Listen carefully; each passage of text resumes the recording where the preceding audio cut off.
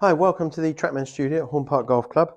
I want to talk about the transition and the follow through. And I don't tend to use the word downswing very much because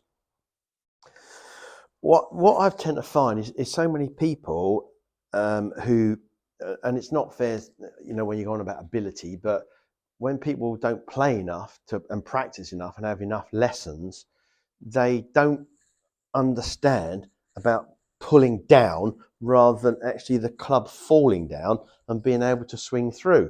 And when you think that the fastest part of your swing hopefully will be through and passable, but the acceleration with the majority of people is starting from the top. So when they're getting this pulling down from the top, so they're swinging to the top of the backswing and then pulling, then that moment where you've got to then get everything back. That's what I feel for the majority of golfers. Again, like I stress, who don't play that much, who don't practice that much, they can't get the timing of whether you want to rotate through it. But the big thing is getting the club face back through the ball from inside to square. So trying to work on that, if you're not practicing enough and you're not playing enough, you need to find a more simple way of getting the club remaining on plane and path through the golf ball. And that's really what I want to talk about today. So always start, get yourself some lessons, get a good grip, get a good setup, get good posture that allows you to take the club away on a good path. So once we're in this position, so we feel really comfortable and we start the club back. I still feel with the arms to start the club moving and then letting the body follow, letting your chest follow and getting into good position at the top. Is from there when you're pulling, and lots of people, again, their understanding of pulling is they're probably pulling down with the shoulders, which, as you can see, the club then goes outside the line. So I prefer to get the feeling of when I get to the top is my hips start, but I'm not really even thinking about that, but the lower half starts to follow through, which allows my arms to fall back into that better position. And then because they're falling back into that position, I can then swing through, which makes it a much more simple move to try and understand. Strike wasn't brilliant, but look at the direction of the shot. So again, if I'm getting in this from a good setup position, good backswing, and I get to the top and I feel as if I've got to really pull down. So back, and I see so many people on the range pulling down. And this is what I find what happens. When I see people do that, they haven't got the ability and the time. There you go, short to the right. So they lose that power and they lose the ability to be able to accelerate the club through. So how do you get that feeling?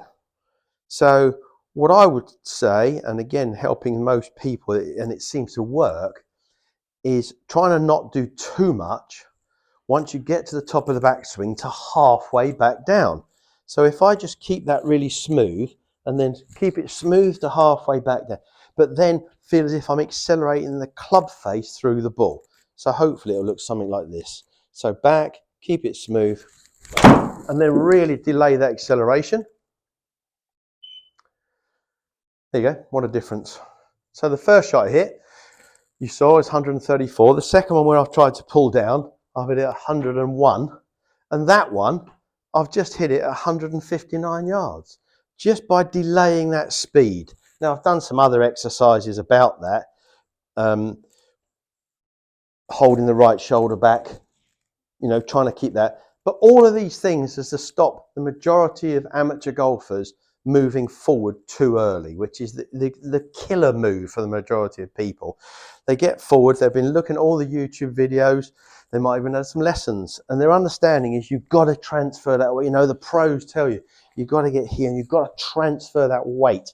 And again, that's good if you have the time and you have the ability to be able to practice those things and understand them. But for the majority of golfers, as I've seen, it doesn't work. They just cannot get the club head back on the golf ball.